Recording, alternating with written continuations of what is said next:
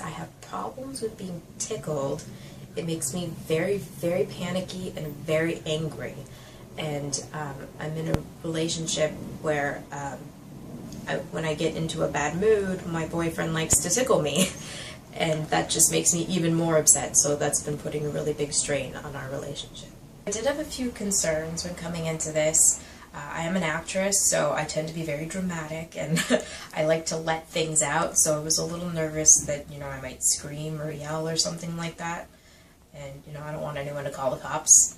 I also had some idea in my mind already about the issue, where it had come from, so I was concerned that that might kind of skew where we were going with everything. I didn't want to, interfere. I had a couple really interesting experiences in my body when we had first started and we were sort of immersing in the initial emotion.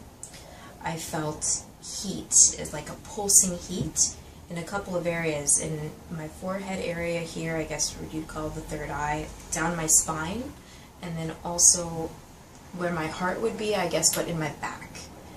And the really interesting thing about that is once we were done, when we were putting all the fragments back together, there was a significant difference in the feeling area of my back. Like when all those pieces came together, they came together there and kind of put everything back together. I also experienced, when we were going back into the memory, I was feeling in my body what I was feeling in the memory. For instance, if I was writhing around and scratching, I was actually doing that in the chair, which was, scary but cool. And then one thing I thought was really interesting was that I had an idea in my mind of what this memory was, of what had happened, but my childhood self had a completely different perspective on the situation than my adult self had, and it was almost kind of a much more healing and accepting standpoint. I think integrating the child into myself right now is bringing me back that sureness that I had when I was a kid,